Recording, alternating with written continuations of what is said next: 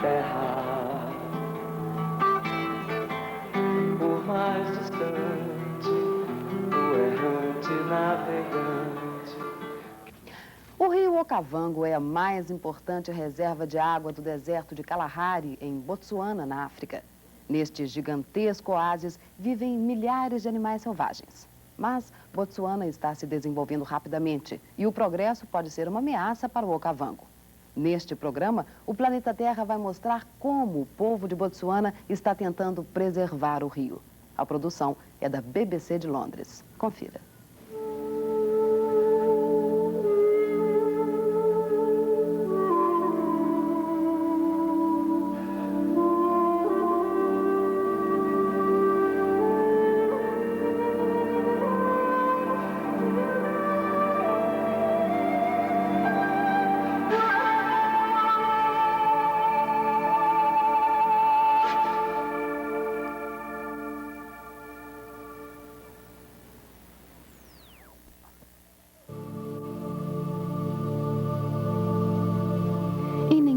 Outra parte do continente africano, os exploradores enfrentaram um desafio maior do que na amplidão árida do Kalahari.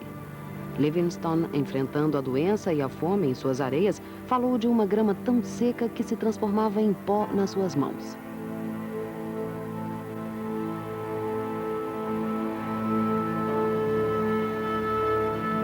Ele não poderia ter imaginado que, na estação de chuvas, grandes rebanhos passariam pelo mesmo caminho em busca de novas pastagens.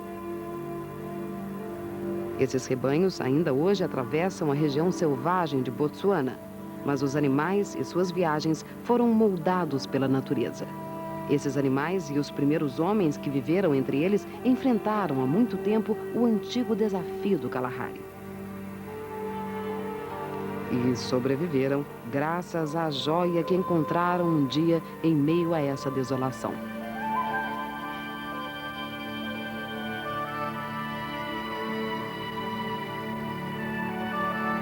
O delta interior do rio Okavango. Esta é uma corrente preciosa que inunda um deserto, mas hoje em dia um número cada vez maior de pessoas precisa dessas águas.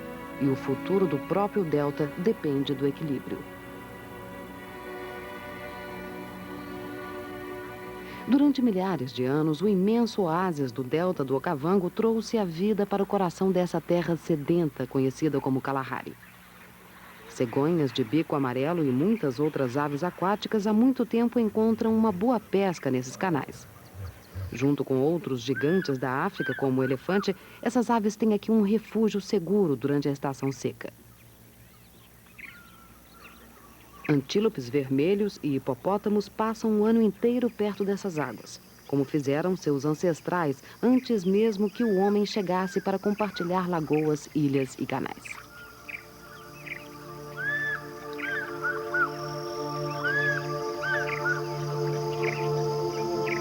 Os aborígenas movem-se como sombras daqueles primeiros caçadores de quem herdaram esta terra, onde um dia a águia pescadora reinou suprema.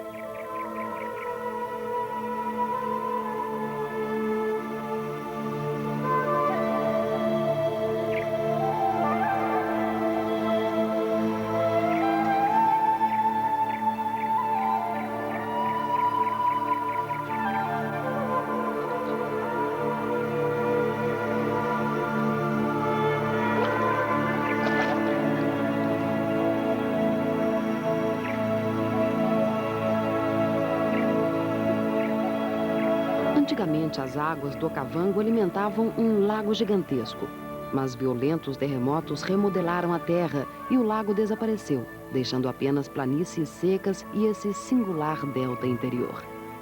As enchentes e a seca determinam o destino dessa terra e daqueles que nela vivem. Nas colinas remotas, podemos ler a história dos San, que chegaram aqui há 100 mil anos atrás para amar este lugar. Eles tornaram-se mais do que simples caçadores e coletores de suas riquezas. Eles absorveram os padrões dessa vida tanto no corpo como no espírito, combinando a perícia de caçador com uma profunda reverência pelos animais que garantiam sua sobrevivência.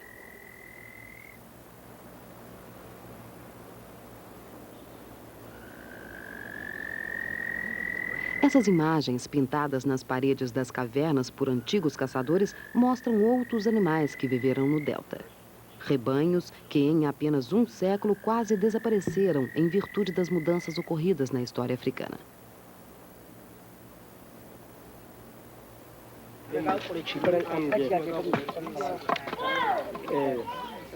Ainda hoje, os San contam as mesmas histórias e seguem a mesma rotina nos preparativos para a caçada. Mas agora eles usam roupas modernas, caçam com flechas envenenadas por insetos na ponta e criam gado.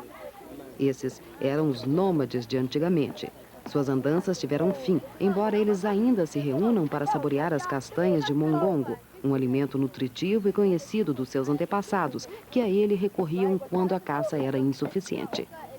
Esse povo, um dos mais antigos da África, sempre soube preservar a vida selvagem. Dançavam a música de cada estação para comemorar uma caçada ou invocar os poderes curativos das criaturas do Kalahari.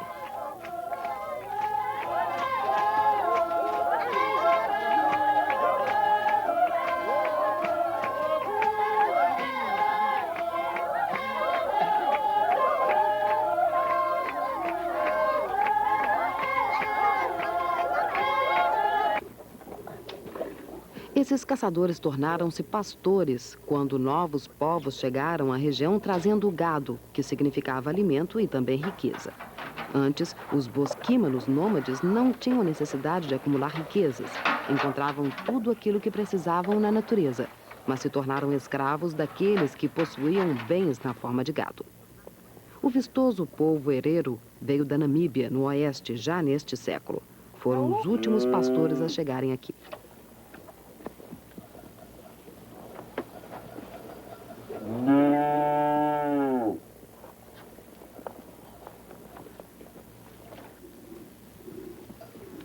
Séculos antes, os Botsuana chegaram vindos do sul. Um povo mais rico, mais poderoso e mais politizado. Uma riqueza que não era medida em dinheiro, mas em gado, como acontece ainda hoje. Durante os longos anos de seca, esses verdadeiros saldos bancários de 4 pernas podem ter um aspecto faminto e esquelético.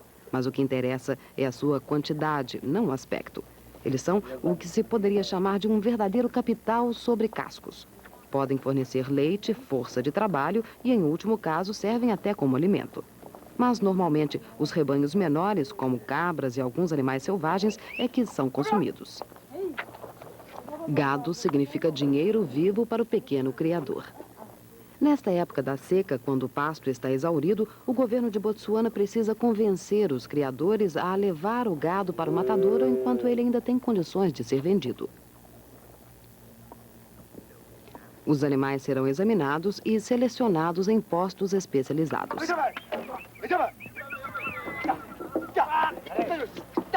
Antes da seca dos últimos anos, o número de cabeças de gado de Botsuana havia triplicado em uma década.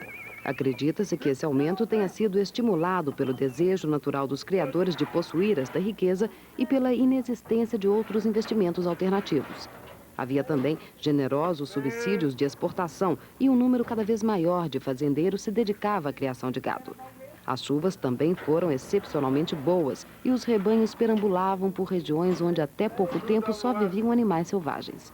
Mas a estiagem dos últimos anos diminuiu o rastro e tornou inviável a sustentação de um investimento tão grande e faminto. Esta riqueza pode morrer. A necessidade de transformar o gado em carne é ainda maior que a capacidade dos 2 matadouros do país. A carne de Botsuana realmente produz um grande volume de divisas estrangeiras. É a 3ª maior indústria do país.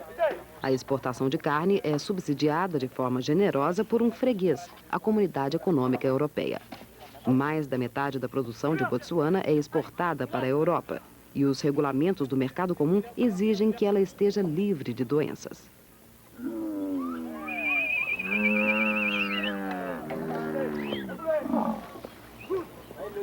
O governo de Botsuana paga por todos os serviços veterinários, inclusive a vacinação contra a fitose, uma doença muito temida na Europa. Mas existem várias formas da doença e as vacinações não satisfazem as exigências do mercado comum. Ele exige que o gado seja criado longe da vida selvagem de Botsuana. O vírus da febre aftosa é encontrado nos animais selvagens de cascos fendidos. Esse perigo foi reconhecido há mais de 20 anos, quando Botsuana era ainda um protetorado britânico. Os primeiros esquemas de isolamento trouxeram consequências desastrosas para a vida selvagem do país. Cercas dividiram o país, controlando os movimentos dos animais. O que foi bom para o gado representou um desastre para os enormes rebanhos nômades de búfalos, zebras e gnus, que encontraram bloqueadas suas tradicionais rotas de migração e terminaram perecendo aos milhares. Ironicamente, as cercas acabaram trazendo vantagens para o delta. Esta é uma barreira destinada a separar o gado do búfalo e de outros animais transmissores de doenças. Ela também marca a diferença entre o pasto rico, fora da cerca, e o gramado escasso do delta, onde o búfalo e outros animais costumam pastar.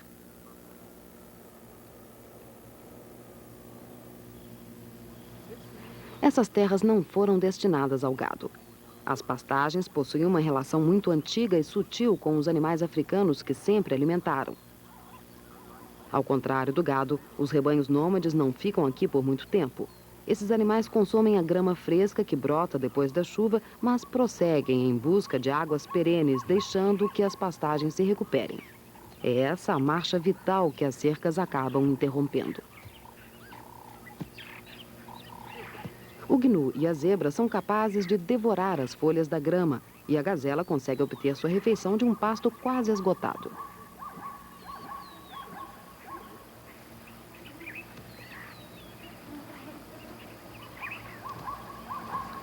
Esses animais não deixam marcas por onde passam. O gado, com suas patas pesadas, não participa dessa relação natural entre animal e terra. Com a boca grosseira, ele arranca as plantas da terra frágil, destruindo a vegetação, da qual dependem os animais africanos, nômades e mais delicados. O gado só consegue chegar ao interior do Kalahari porque agora existe água de torneira.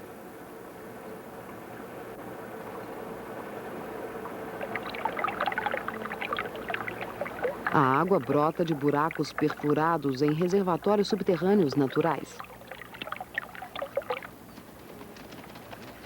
Os forasteiros matam a sede com essa água tão antiga quanto a própria África, mas ninguém sabe até quando ela vai durar. Pela primeira vez, é possível a animais que dependem da água passar o ano inteiro nas partes mais secas do Kalahari. Mas, para sobreviver, precisam estar sempre por perto desse oásis artificial. Nunca a mais de um dia de distância de um desses buracos. E jamais, mesmo em rebanhos maiores, podem se afastar do centro dessa terra antiga e se expor às areias e aos ventos do Kalahari.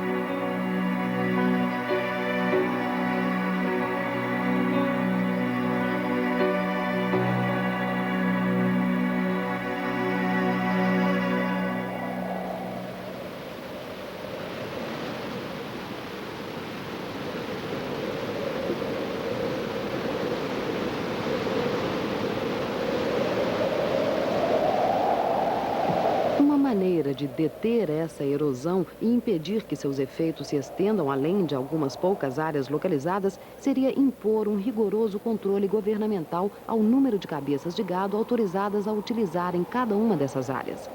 Sem esse controle, esta terra sedenta poderá se transformar dentro de pouco tempo num verdadeiro deserto.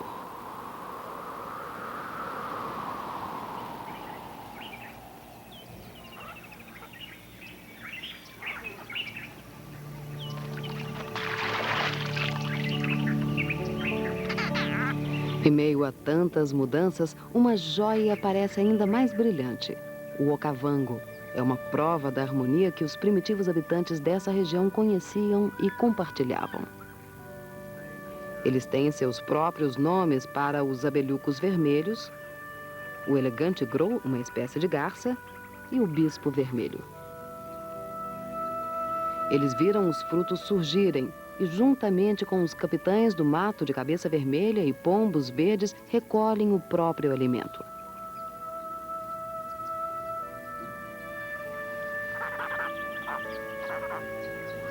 Assim como os cormorões do junco, os pescadores primitivos vasculham essas águas com uma habilidade instintiva.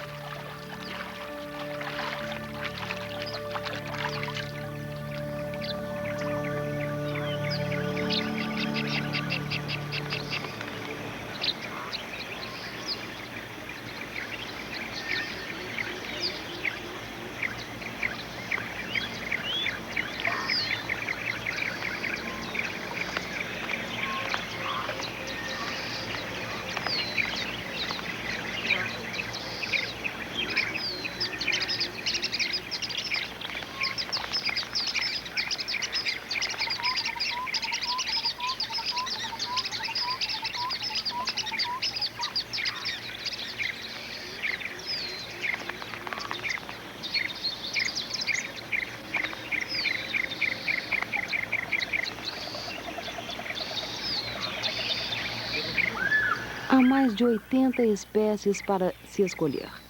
Peixes grandes e pequenos com seus segredos individuais. O acará-joia tem a barriga vermelha para atrair os filhotes e mantê-los sempre por perto.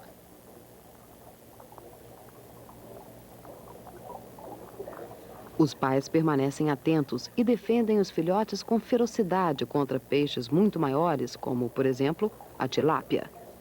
Com essa postura agressiva, eles parecem ter dobrado de tamanho.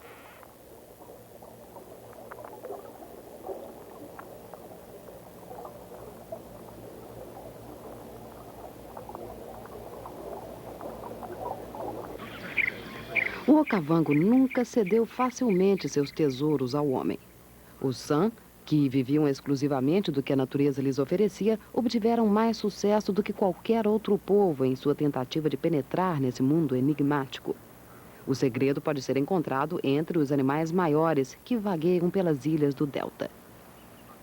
Búfalos e elefantes aqui se refugiam vindos do interior seco do Kalahari.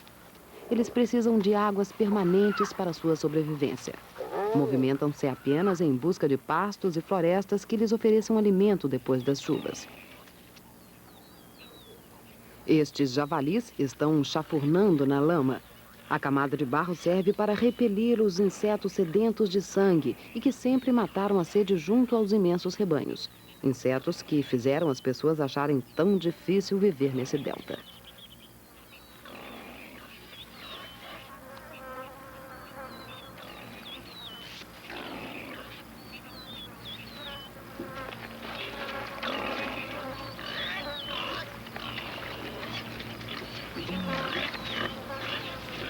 Talvez o mais temido dos insetos, com uma preferência especial por javalis e búfalos, seja a mosca tsetse. Antigamente, ela era encontrada em todo o delta do Okavango. Sua picada é violenta, capaz de penetrar o couro duro, e sua história singular. Ao contrário da maioria dos insetos que deposita ovos, a fêmea tsetse tem uma única larva que já nasce bem desenvolvida.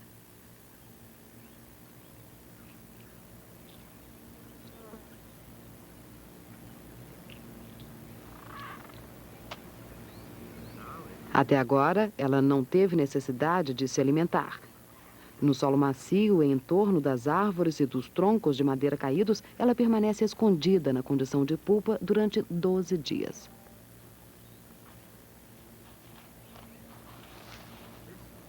Essa antiga guardiã do Okavango vem ao mundo com um desejo instintivo de sangue.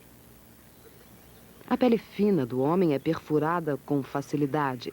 O sangue humano, assim como o sangue do gado, não possui defesa contra o minúsculo parasita que a tsetse transmite enquanto suga avidamente o seu alimento.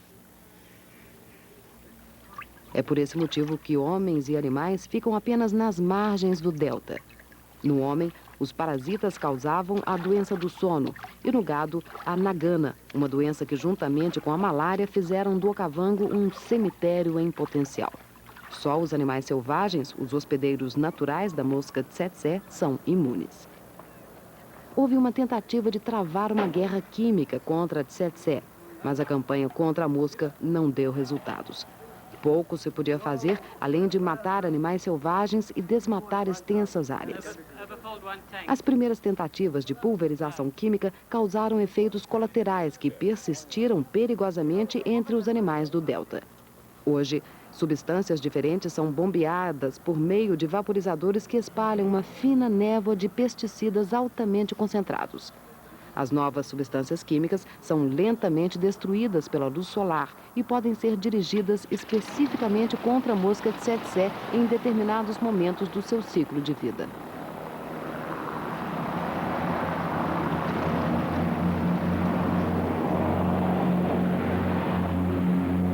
Para o governo de Botsuana, este é provavelmente o meio mais seguro de controlar a mosca tsetse. A dosagem muito baixa de substâncias químicas não afeta os peixes, por exemplo, mas ainda alguns são sensíveis à nova fórmula e há também o risco do erro humano.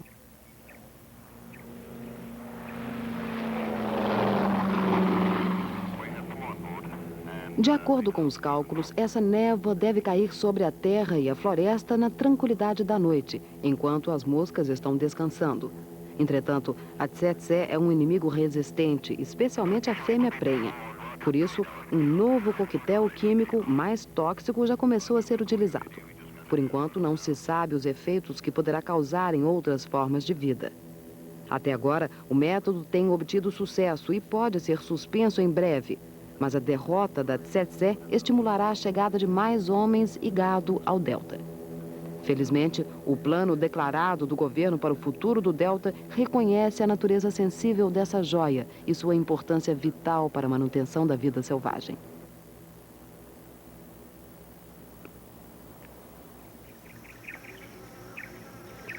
A introdução inconsequente na África de uma erva aquática sul-americana chamada salvínia mostra como a natureza do okavango é vulnerável às influências exteriores.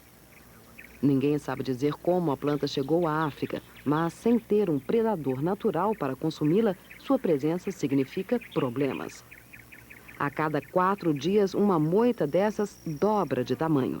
Caso penetre no delta, ela poderá entupir as lagoas e sufocar a vida aquática. Temendo um desastre e tentando evitar o uso de substâncias químicas, o governo busca uma resposta na própria natureza. Esses gorgulhos brasileiros alimentam-se exclusivamente da salvínia. Alguns foram trazidos do Brasil para um canal coalhado de plantas perto do okavango.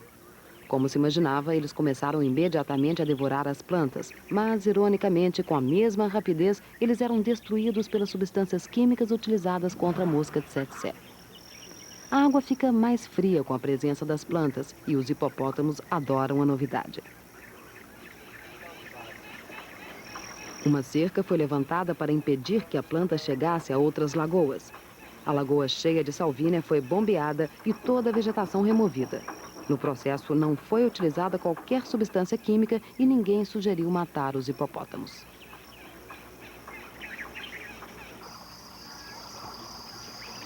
Perto do delta, homens, gado, cabras e jumentos ocupam uma área cada vez maior, um espaço que antes pertencia à vida selvagem.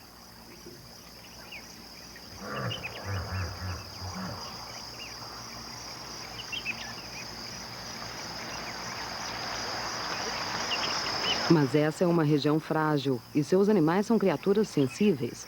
A tensão provocada pela competição por alimentos pode trazer mortes prematuras.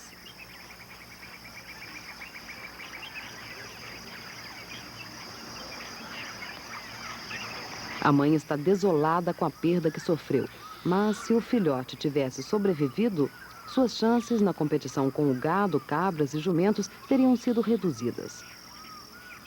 Esses hipopótamos são vítimas de um novo conflito.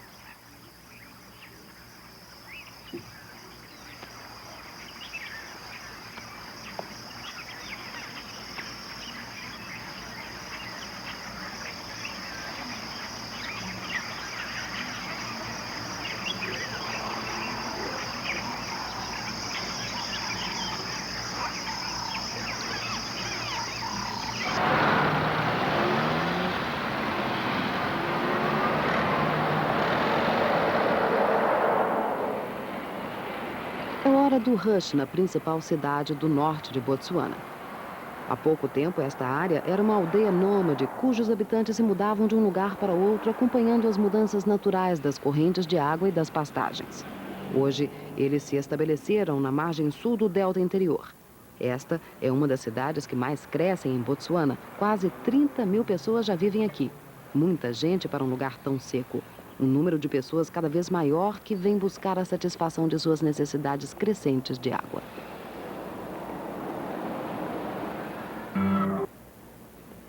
No interior seco do Kalahari brilha outra joia. Uma gema verdadeira, forjada no calor e no tumulto dos vulcões. O diamante. Com um valor muito maior que a riqueza tradicionalmente representada pelo gado, o diamante alimenta a nova prosperidade de Botsuana, jorrando em profusão do segundo maior duto do mundo.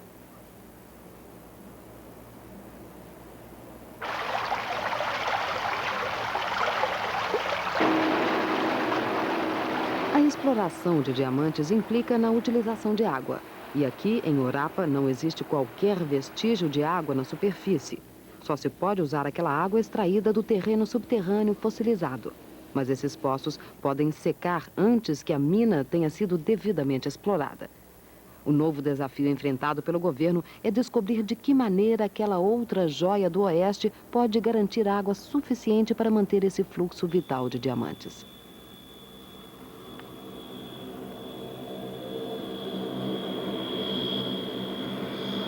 Embora os diamantes tenham se tornado a principal fonte de riquezas do país e Botsuana esteja se desenvolvendo com a mesma rapidez de um país produtor de petróleo, a herança vivida do Okavango ainda poderá atrair mais gente e dinheiro. O aeroporto de Maun tornou-se a porta de entrada de uma verdadeira inundação de visitantes. Alguns chegam para usufruir a paz da vida selvagem e para fotografar ou pintar. Outros em busca de uma experiência mais antiga, a de caçar animais selvagens. O mundo remoto do Okavango, que só era conhecido dos bosquímanos, transformou-se em um grande negócio.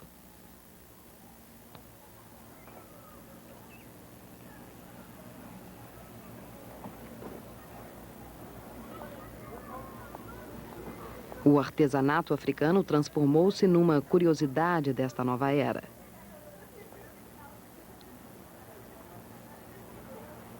Mas ao comprar desenhos tradicionais, feitos com a textura das folhas das palmeiras, o visitante entra em contato com os habitantes desse lugar especial e contribui para garantir a existência do Okavango.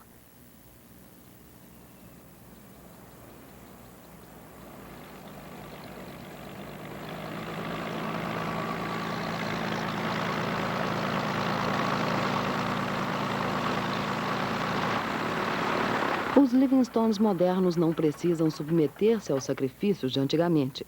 O transporte terrestre não seria prático nas plantações de junco do Delta, e para uns poucos privilegiados há até acomodações de 4 estrelas numa ilha remota no coração do Delta.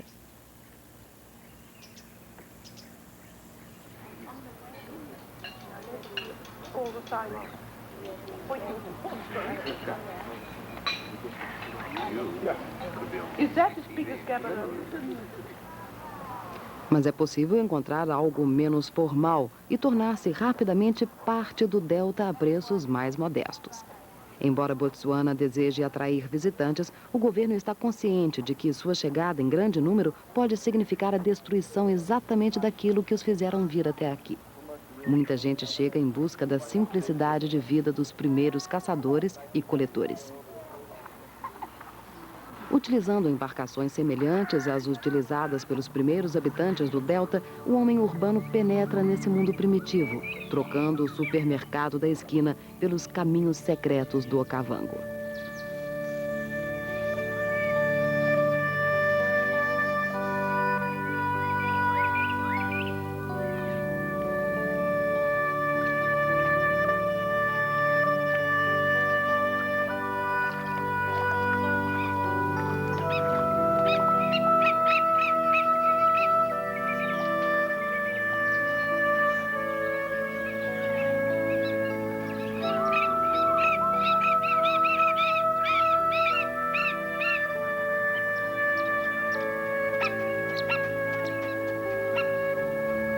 Vender o paraíso é fácil, difícil é protegê-lo. Essas aves africanas são uma grande atração em setembro nas areias ao norte do delta, onde o okavango ainda corre rápido e atinge o seu nível mais baixo.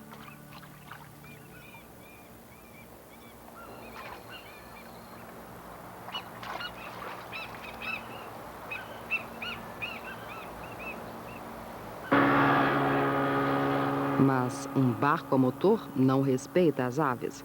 A água agitada pode inundar a terra e danificar os ninhos nas margens. Num momento impensado, alguns visitantes destroem aquilo que outros vieram ver com tranquilidade.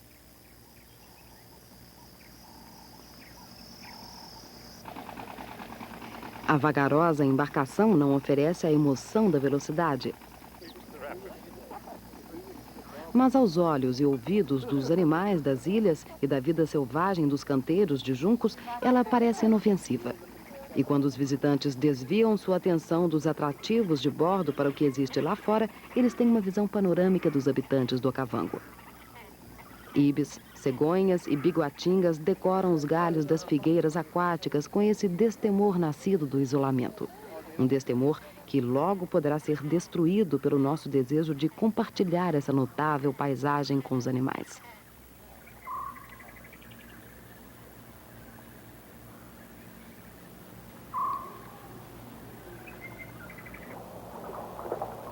Lá embaixo, o peixe-tigre patrulha os tranquilos canais. Eles são os reis desse domínio. Fortes e ágeis, possuem dentes de punhal que os tornam temíveis assassinos, como suas primas americanas, as piranhas.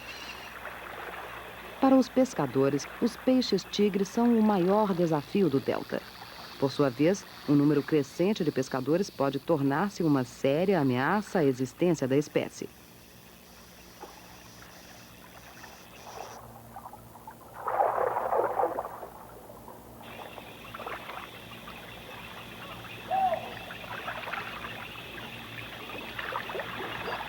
Já se sabe hoje em dia que a variedade de peixes no Okavango é apenas um dos recursos que devem ser levados em consideração para uma administração eficiente do rio.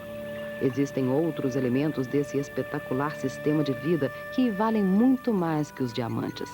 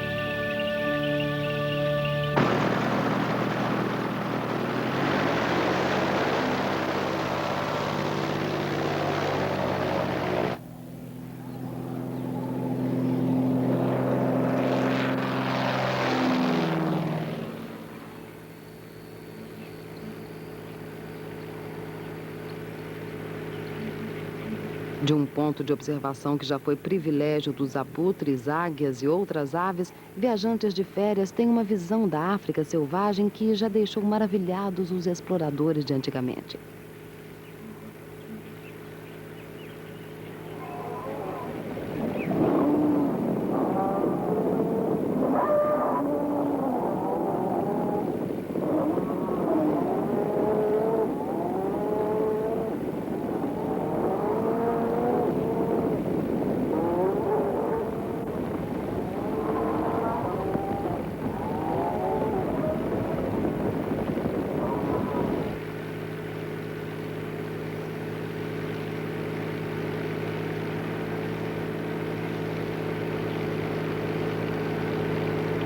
Por toda essa extensão selvagem, búfalos e outros animais nômades ainda vagueiam em migrações como há muito tempo, quando aqui chegaram os primeiros caçadores.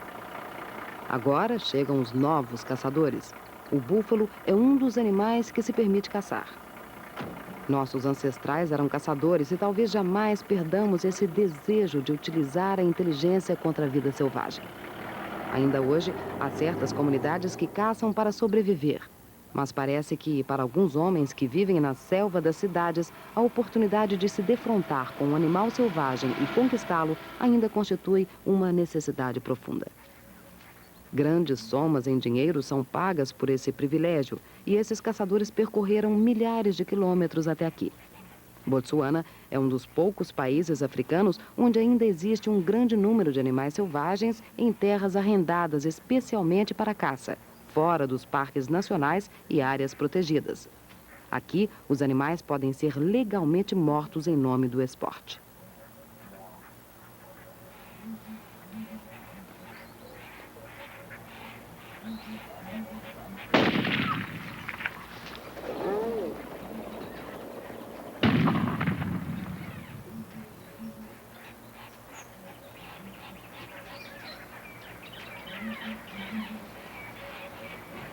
O alto preço pago por esta cabeça de búfalo faz parte do arrendamento de grandes extensões de áreas selvagens onde vivem milhares de animais.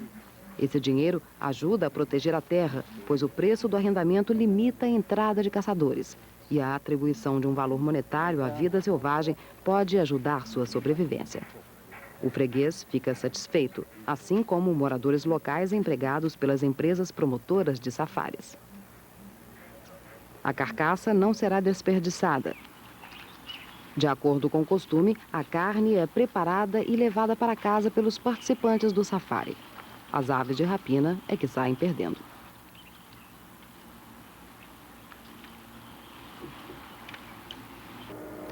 Uma grande parte da arrecadação provém da taxa de licença que o caçador pagou ao governo.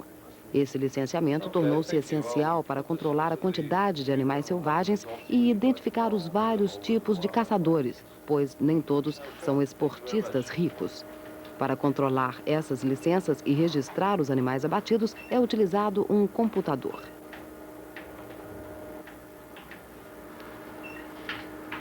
Esta é a licença comum utilizada pelos habitantes locais. É muito mais barata que a licença emitida para um visitante estrangeiro. Por apenas 3 pula, o detentor da licença pode matar uma zebra. Esse cidadão caça não apenas por esporte, mas também para obter um alimento, muitas vezes dividindo o produto da caça entre 20 ou mais membros da família e amigos. Cerca de 5.000 licenças desse tipo foram emitidas ao norte de Botsuana, garantindo a aproximadamente metade da população alguma espécie de carne de animal selvagem.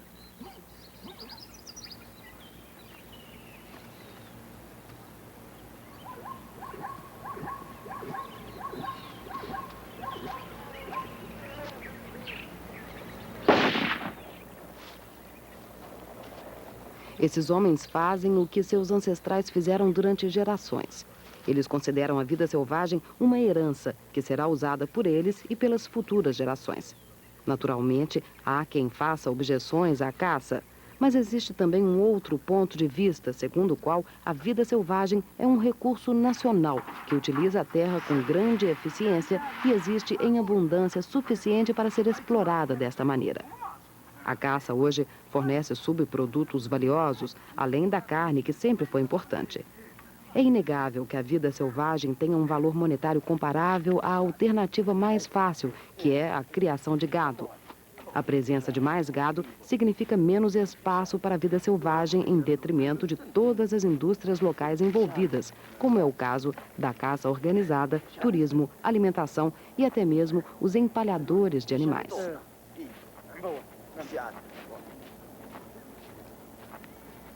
As peles são curtidas no local e depois vendidas, inclusive para outros países.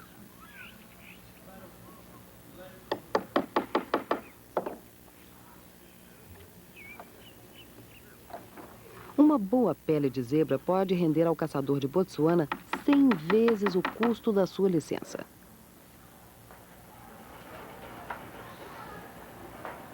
O empalhador sabe que essa pele pode ser vendida nos Estados Unidos por $400. É claro que esses sistemas são passíveis de abuso. À medida em que cada vez mais botsuaneses solicitam licença para caçar e aumentam as facilidades para a compra de armas de fogo, os poucos fiscais enfrentam uma dificuldade maior para fazer cumprir a lei.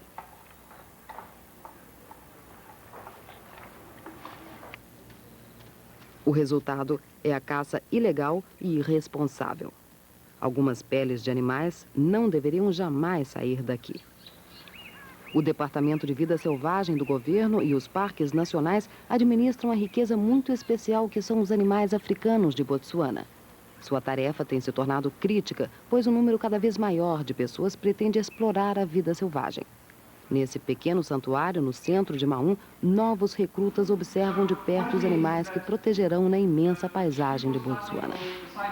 Como muitos outros compatriotas, esses estagiários talvez nunca tenham visitado o Okavango, nem visto qualquer animal selvagem na vida. Depois de treinado, cada um desses jovens fará parte da equipe de 200 guardas. Dependendo de um orçamento bastante reduzido, esse pequeno exército deverá tomar conta da gigantesca reserva de Botsuana.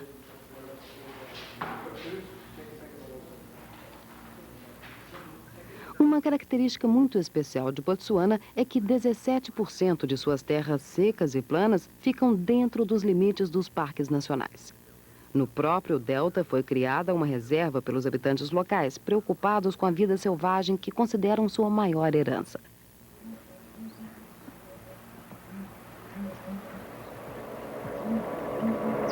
Esse bando de elefantes foi escolhido por um biólogo, contratado pelo Departamento de Vida Selvagem do governo, como parte de um estudo especial destinado a explicar o comportamento de um grande número de elefantes que atravessa todos os anos o norte de Botsuana.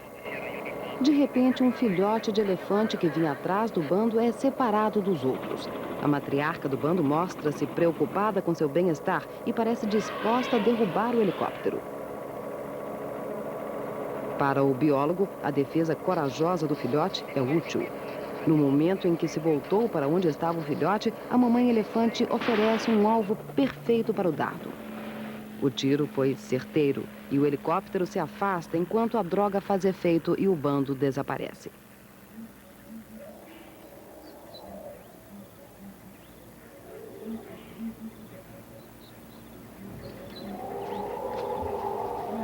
O biólogo sabe que dispõe de apenas 13 minutos para concluir o seu trabalho. A elefanta ficar novamente de pé e liberar o peso do corpo, 4 toneladas, de cima do coração, que pode falhar se houver qualquer engano.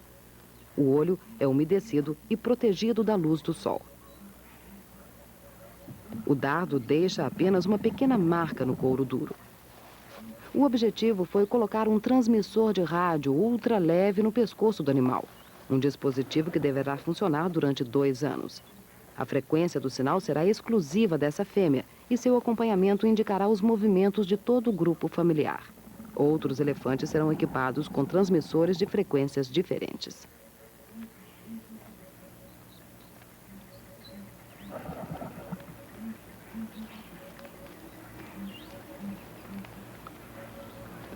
Quando se conta com um elefante vivo, vale a pena fazer todas as medições possíveis. Essas informações podem ser armazenadas e comparadas com outros dados, aumentando o nosso conhecimento desses gigantes.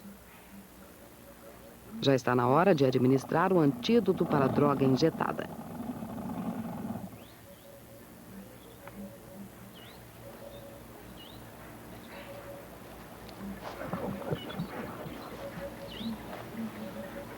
É preciso ter a mão firme, a mente rápida e um bom poder de observação. Uma vez aplicada a injeção, eles terão apenas 2 minutos para se afastar da matriarca até que ela recobre a dignidade.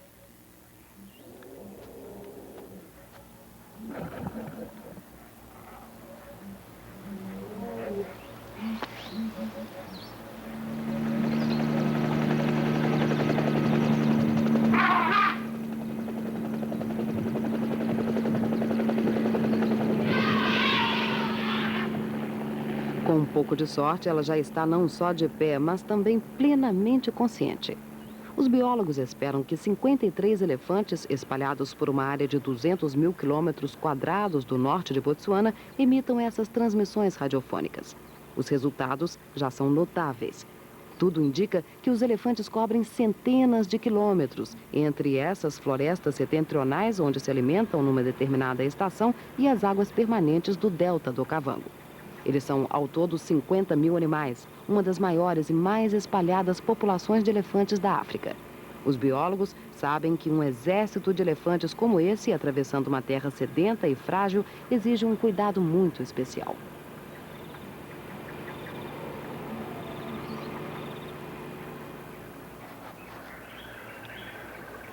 O comportamento dos animais pode ser enganador. É preciso observá-los atentamente para saber o que significa. Uma das lendas do folclore diz que os crocodilos devoram os próprios filhotes. Mas a verdade é que a mamãe jacaré é uma mãe dedicada e os bebês ficam bem mais seguros nessa boca que mais parece uma fortaleza e na qual ela os leva para a água. Antigamente, os crocodilos eram simplesmente condenados como vilões e dizia-se que não serviam para nada além de fornecer a pele para belas bolsas e sapatos. Ainda hoje existe um mercado para o couro de crocodilo, mas essa indústria utiliza apenas animais criados em cativeiro. Este é um novo projeto que vem sendo desenvolvido em Botsuana, visando a exportação. Um determinado número de crocodilos será embarcado para fazendas de criação em outros países. Assim como a caça, esse esquema atribui um valor monetário à vida selvagem.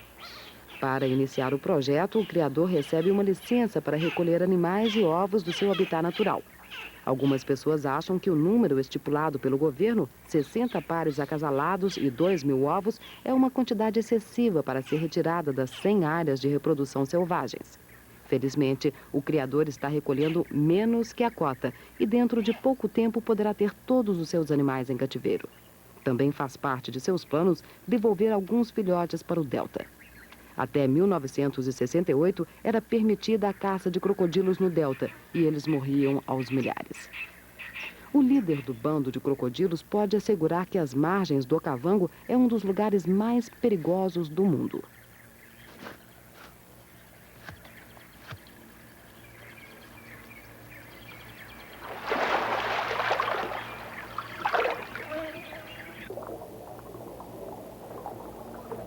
Os crocodilos gostam de comer esses lúcios africanos.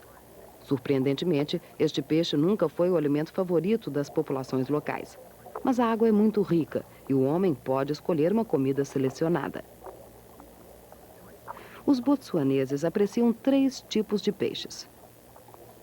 O favorito é a tilápia, mas eles comem também as lampreias e o peixe-tigre.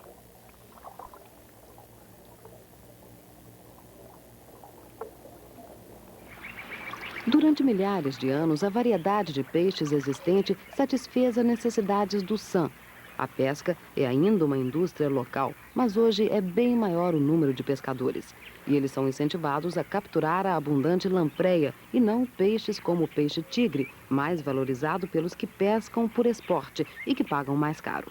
As canoas mantêm o desenho tradicional, mas o tamanho dessas redes de nylon são controlados para evitar a pesca excessiva de espécies vulneráveis.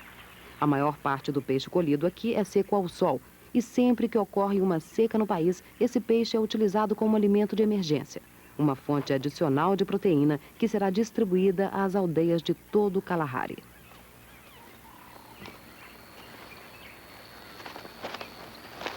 Esse esquema de autossocorro para épocas de seca ressalta o valor do delta como uma fonte de vida selvagem.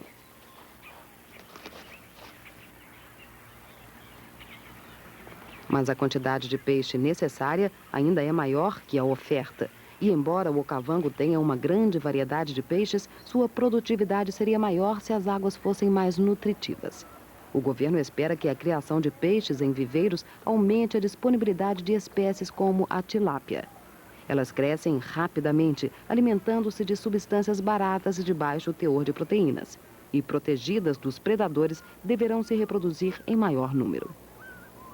Essa joia, o Okavango, brilha ainda mais como uma fonte de alimento local. E como um espetáculo de vida selvagem, atrai dinheiro estrangeiro. Mas com a chegada de mais pessoas a Maum para trabalhar na indústria, turismo, caça e na pesca, é preciso mais água. A mina de diamantes de Orapa pode esgotar rapidamente a fonte de água subterrânea sob o Kalahari. E também ela poderá precisar do Okavango para satisfazer suas necessidades. Muita gente acha que uma resposta para esse problema está no norte, onde o Okavango ainda é mais largo e rápido. Mas distribuir essa água pelo delta, pela cidade e pela mina seria uma difícil tarefa de emergência, além de cara. Saindo daqui, a água não se perderia e ainda haveria suficiente para desaguar no mistério de lagos e ilhas que constituem aquela preciosa joia do deserto.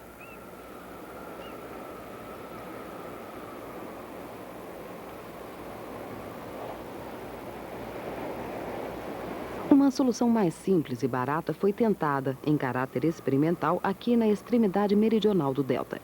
Suas águas foram confinadas entre margens artificiais. Mas um dos resultados foi o dreno das planícies, deixando seca a terra onde peixes, aves e outros animais se reproduziam na própria fonte da vida que o governo pretende proteger. A escolha é simples: obter água com o sacrifício dessa paisagem ou deixar intacto o delta meridional e trazer água do norte a um custo altíssimo, mas sem ameaçar o delicado sistema de vida local. A joia que brilha todos os anos com o milagre de uma enchente que traz a vida e que por 6 meses cobre o delta. Como a mudança faz parte do desenvolvimento de um país, é um milagre que essa antiga herança natural ainda sobreviva num continente sedento de ideias e novas riquezas. Aqui reside o novo desafio de Botsuana. Só o Okavango é capaz de satisfazer as necessidades do homem, mas talvez o homem precise do Okavango.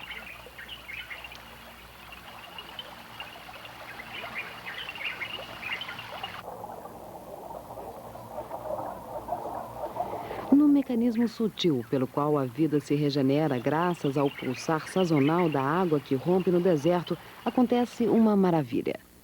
Uma maravilha já conhecida dos primeiros homens que habitavam o delta e que vai além da sobrevivência básica. O Okavango tem enorme valor para todo mundo e também a responsabilidade desse mesmo mundo. Ele brilha como uma joia muito especial, pois ainda não foi roubada pela ignorância, pressa ou cobiça. E está aí para ser usufruído como um privilégio que a natureza concedeu a Botsuana e que cabe a todos nós proteger, agora e no futuro.